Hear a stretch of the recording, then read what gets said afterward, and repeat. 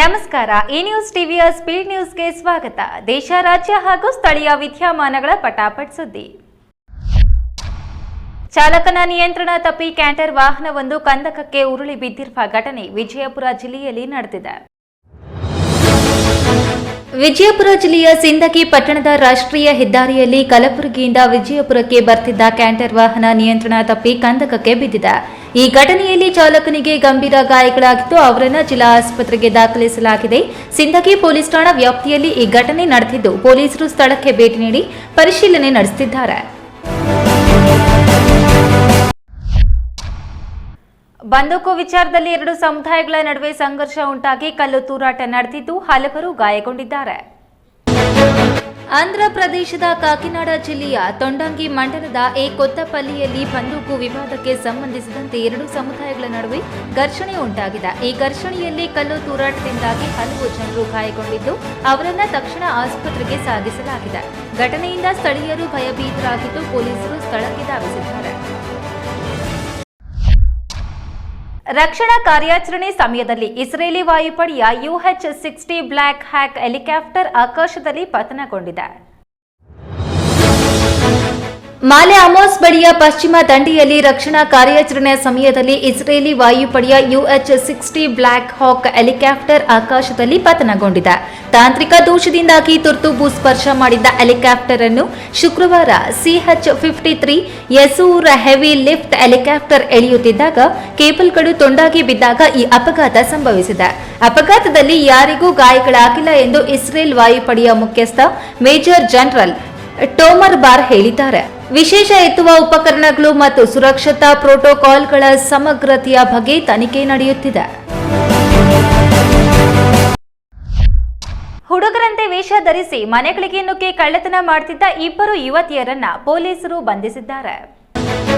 ಶುಕ್ರವಾರ ಸಂಪಿಗೆಹಳ್ಳಿ ಪೊಲೀಸರು ಇಬ್ಬರು ಯುವತಿಯರನ್ನ ಬಂಧಿಸಿದ್ದಾರೆ. ಇವರು ಹುಡುಗರಂತೆ ವೇಷ ಧರಿಸಿ ಮನೆಗಳಿಗೆ ನುಗ್ಗಿ ಕಳ್ಳತನ ಮಾಡ್ತಿದ್ರು.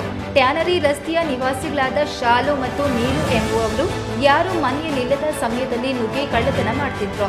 ಜನವರಿ 13ರಂದು ಯಲಹಂಕದ ಅಗ್ರಹಾರ ಲೇಔಟ್ನಲ್ಲಿ ಆಟೋ ಚಾಲಕ ಸಂಗಮೇಶ್ ಅವರ ಮನೆಯಲ್ಲಿ ಹಗಲಲ್ಲೇ ಹಣ ಮತ್ತು ಚಿನ್ನವನ್ನ ದೋಚಿದ್ರು. ಈ ಸಂಬಂಧ ಸಂಪಿಗೆಹಳ್ಳಿ ಠಾಣೆಯಲ್ಲಿ ದೂರು ದಾಖಲಾಗಿದ್ದು ಸಿಸಿಟಿವಿ ಪರಿಶೀಲನೆ ವೇಳೆ ಸ್ಕೂಟಿಯ ನಂಬರ್ ಪತ್ತೆಯಾಗಿದ್ದು ಅದರ ಆಧಾರದ ಮೇಲೆ ಆರೋಪಿಗಳನ್ನು ಬಂಧಿಸಿದ್ದಾರೆ.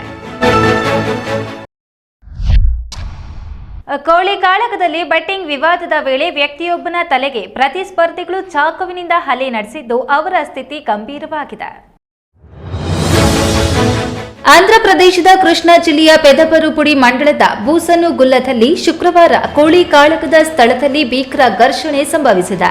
ಬೆಟ್ಟಿಂಗ್ ವಿವಾದದ ಸಂದರ್ಭದಲ್ಲಿ ಅಂಗನಿ ಜಗನ್ನಾಥಂ ಎಂಬ ವ್ಯಕ್ತಿಯ ತಲೆಗೆ ಪ್ರತಿಸ್ಪರ್ಧಿಗಳು ಕೋಳಿ ಕಾಳಗದ ಚಾಕುವಿನಿಂದ ಹಲ್ಲೆ ನಡೆಸಿದ್ದಾರೆ. ಘಟನೆಯಲ್ಲಿ ಜಗನ್ನಾಥಂ ಗಂಭೀರವಾಗಿ ಗಾಯಗೊಂಡಿದ್ದು ಅವರ ಸ್ಥಿತಿ ಗಂಭೀರವಾಗಿದೆ.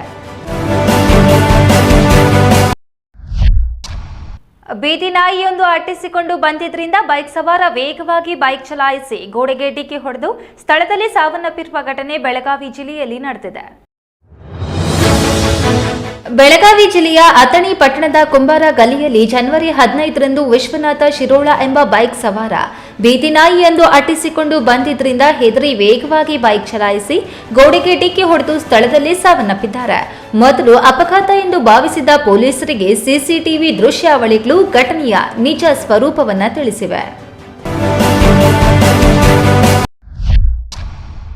ಗ್ರಾಮ ಪಂಚಾಯತ್ ಚುನಾವಣೆಗಳು ವಿಳಂಬವಾಗುತ್ತಿರುವ ಹಿನ್ನೆಲೆಯಲ್ಲಿ ಪಂಚಾಯತ್ಗಳ ದೈನಂದಿನ ಕಾರ್ಯಕಲಾಪಗಳಿಗೆ ಅಡ್ಡಿಯಾಗದಂತೆ ಸರ್ಕಾರ ಆಡಳಿತ ಅಧಿಕಾರಿಗಳನ್ನು ನೇಮಿಸಿ ಆದೇಶ ಹೊರಡಿಸಿದೆ.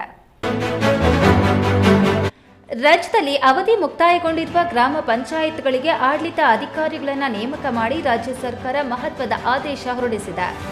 ಚುನಾವಣಾ ಪ್ರಕ್ರಿಯೆ ವಿಳಂಬವಾಗುತ್ತಿರುವ ಹಿನ್ನೆಲೆಯಲ್ಲಿ ಪಂಚಾಯತ್ಗಳ ದೈನಂದಿನ ಕಾರ್ಯಕಲಾಪಗಳಿಗೆ ಅಡ್ಡಿಯಾಗದಂತೆ ಈ ಕ್ರಮ ಕೈಗೊಳ್ಳಲಾಗಿದೆ.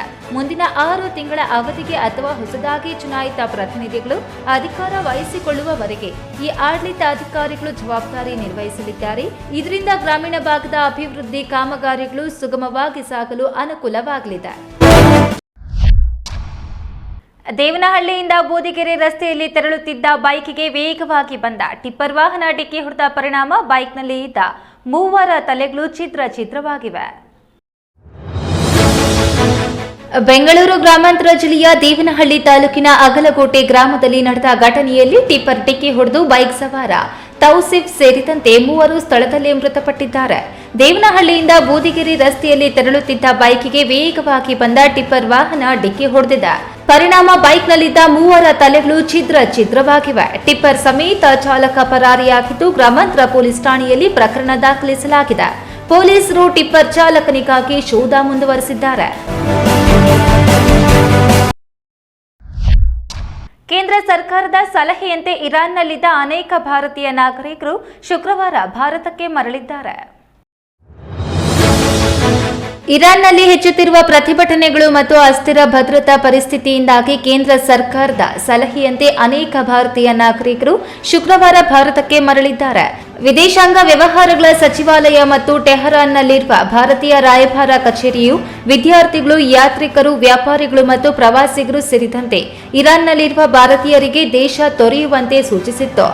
ಮರಳಿದ ನಾಗರಿಕರು ಅಲ್ಲಿನ ಹದಗೆಡುತ್ತಿರುವ ಪರಿಸ್ಥಿತಿ, ಪ್ರತಿಭಟನಾಕಾರರಿಂದ ಎದುರಾದ ತೊಂದರೆಗಳು ಮತ್ತು ಇಂಟರ್ನೆಟ್ ಸಂಪರ್ಕ ಕಡಿತದ ಬಗ್ಗೆ ವಿವರಿಸಿದ್ದಾರೆ. ವಾಷಿಂಗ್ ಮೆಷಿನ್ ಸ್ಫೋಟಗೊಂಡು ಮನೆಗೆ ಹಾನಿಯಾಗಿರುವ ಘಟನೆ ಹೈದರಾಬಾದ್ನಲ್ಲಿ ಸಂಭವಿಸಿದೆ. ಶನಿವಾರ ಬೆಳಿಗ್ಗೆ ಹೈದರಾಬಾದ್ನ ಯೂಸುಫ್ಗುಡದ ಕೃಷ್ಣ ನಗರದಲ್ಲಿ ವಾಷಿಂಗ್ ಮೆಷಿನ್ ಸ್ಫೋಟಗೊಂಡು ಸ್ಥಳೀಯರಲ್ಲಿ ಭಯ ಮೂಡಿಸಿದೆ. ಜೈನ ದೇವಾಲಯದ ಬಳಿ ಇರುವ ಮನೆಯಲ್ಲಿ ಸಂಭವಿಸಿದ ಈ ದುರ್ಘಟನೆಯಲ್ಲಿ ಯಂತ್ರ ದೊಡ್ಡ ಶಬ್ದದೊಂದಿಗೆ ಸ್ಫೋಟಗೊಂಡು ಮನೆಗೆ ಸಣ್ಣ ಪುಟ್ಟ ಹಾನಿಯಾಗಿದೆ. ಅದೃಷ್ಟವಶಾತ್ ಸ್ಫೋಟ ಸಂಭವಿಸಿದ ಸಮಯದಲ್ಲಿ ಕುಟುಂಬ ಸದಸ್ಯರು ಮನೆಯಲ್ಲಿ ಇಲ್ಲದ ಕಾರಣ ಯಾವುದೇ ಪ್ರಾಣಹಾನಿ ಸಂಭವಿಸಿಲ್ಲ. ವಿದ್ಯುತ್ ಶಾರ್ಟ್ ಸರ್ಕ್ಯೂಟ್ ಅಥವಾ ತಾಂತ್ರಿಕ ದೋಷದಿಂದ ಈ ಘಟನೆ ಸಂಭವಿಸಿರಬಹುದು ಎಂದು ಶಂಕಿಸಲಾಗಿದೆ. ಈ ನ್ಯೂಸ್ ಟಿವಿಯ ಸ್ಪೀಡ್ ನ್ಯೂಸ್ ಜೊತೆಗೆ ತಪ್ಪದೆ ವೀಕ್ಷಿಸಿ. ಈ ನ್ಯೂಸ್ ಟಿವಿಯ ಮುಖ್ಯ ಸಂಚಿಕೆ ರಾತ್ರಿ 8:30ಕ್ಕೆ.